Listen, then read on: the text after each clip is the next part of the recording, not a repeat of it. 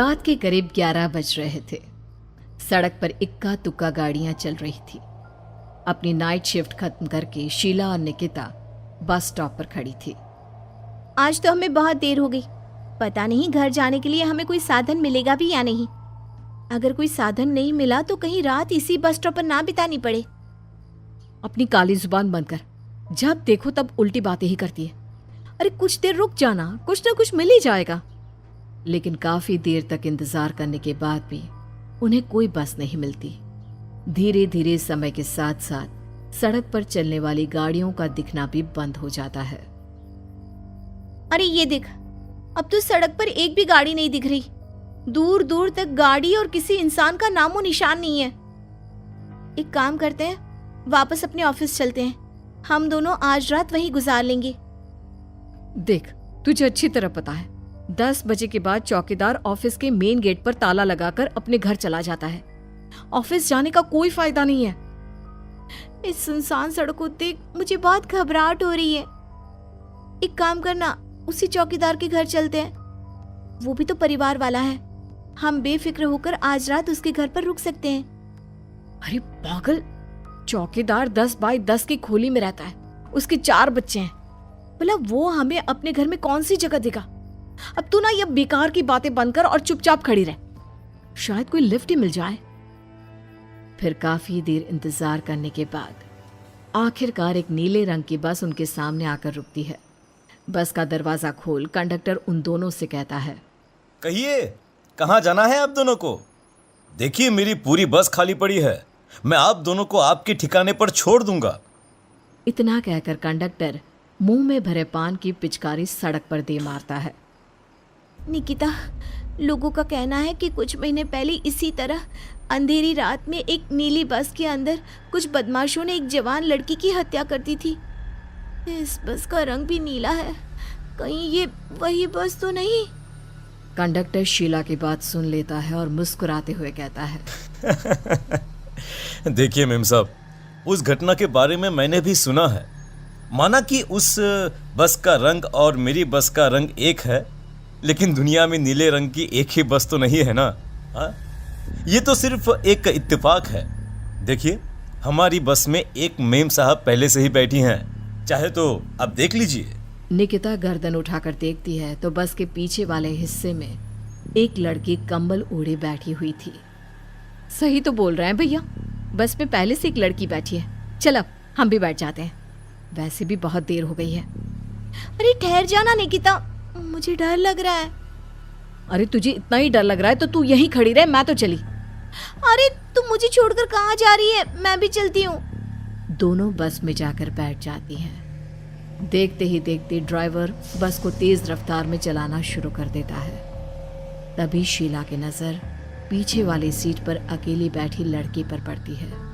उस लड़की की लाल आंखें और उसका आधा जला हुआ चेहरा देखकर शीला घबरा जाती है। सुन निकिता, हमारे पीछे जो लड़की बैठी है ना, उसकी आंखें एकदम खून की तरह लाल और चेहरा किसी चुड़ैल की तरह डरावना दिख रहा है। अरे छोड़ ना, कौन कैसा दिखता है, मुझे इन सब बातों में कोई दिलचस्पी नहीं है। मैं थोड़ी देर झपकी लेना चाहती हूँ, इसलिए अब तू अपनी बड़बड़ बंद कर प्लीज। बेफिक्र निकिता अपनी आंखें बंद करके बैठ जाती है। दूसरी ओर बस जंगल के रास्ते में पहुंची है। चारों तरफ घना अंधेरा और साथ ही जंगल में मौजूद जंगली जानवरों की डरावनी आवाजें शीला को और भी ज्यादा डराए जा रही थी।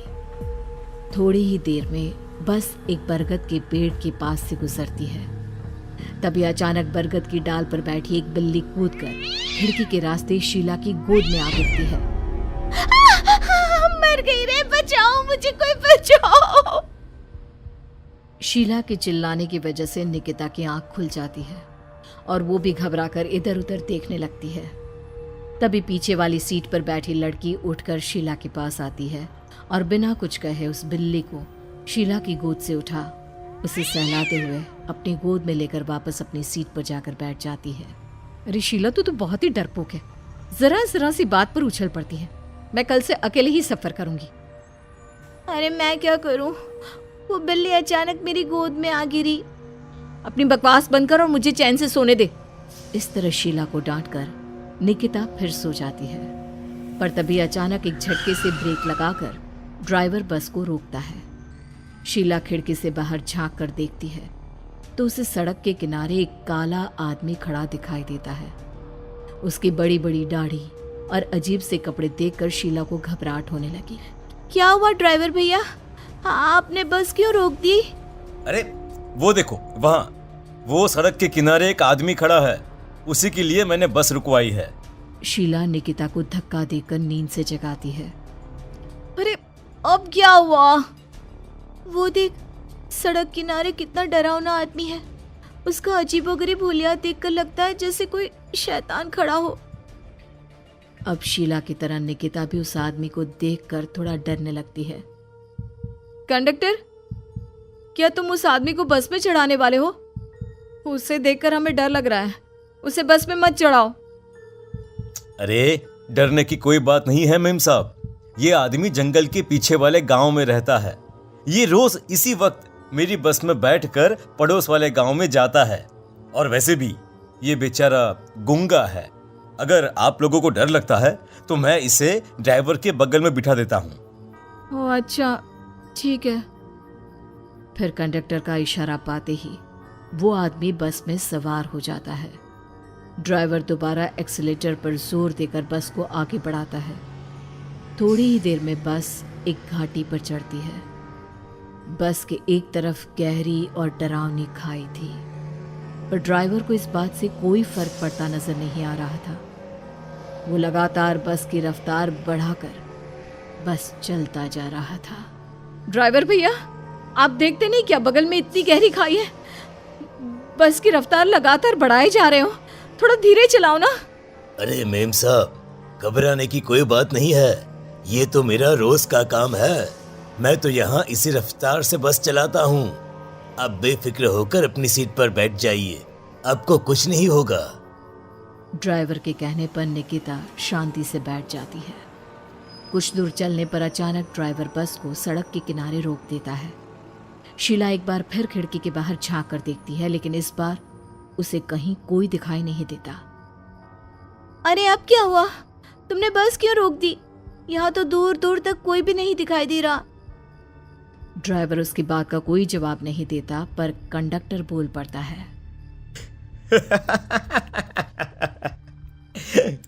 ये हमारी फेवरेट जगह है। हम अपने सारे अच्छे काम यहीं पर करते हैं।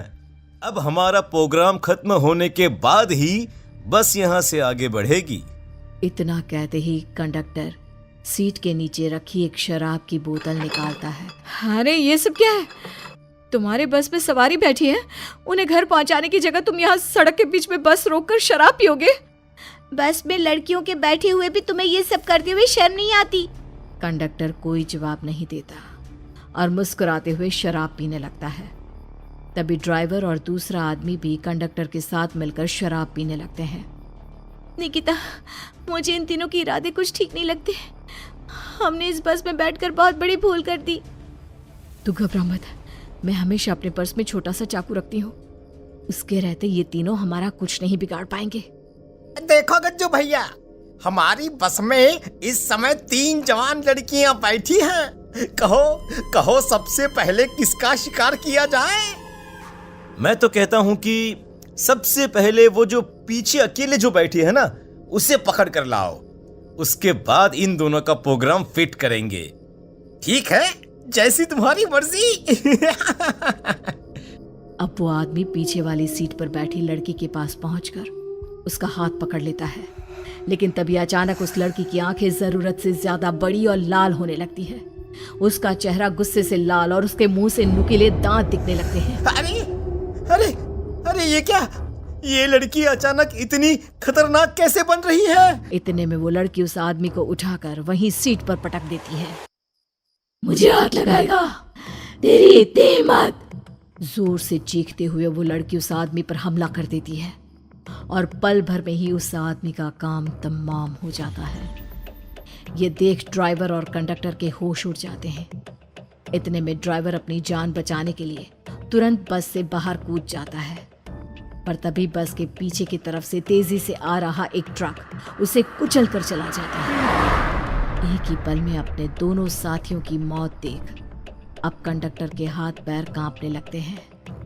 ये सब देख निकिता और शीला के भी होश उड़ जाते हैं। वो चुपचाप अपनी सीट पर ही छुप कर बैठी रहती हैं।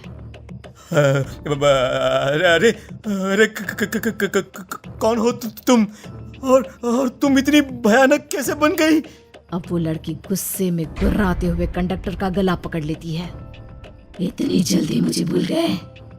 कुछ महीनों पहले तुम तीनों ने बड़ी बेरहमी से मेरी हत्या की थी और फिर शहर छोड़कर भाग गए। कई दिनों से मैं तुम तीनों के इंतजार में भटक रही थी। आज जाकर मेरा बदला पूरा होगा। अब तू भी अपने साथियों की तरह जहन्नम पहुंच जाएगा। अब वो लड़की कंडक्टर को उठाकर बस के पास मौजूद खाई में फेंक देती है। कंडक्टर एक बड़े पत्थर से जा टकराता है और उसकी भी मृत्यु हो जाती है। दूसरी तरफ ये सारा नजारा देख शीला और निकिता बेहोश हो जाती है। अगली सुबह जब उन दोनों को होश आता है तो वो अपने आप को एक सरकारी अस्पताल में पाती है।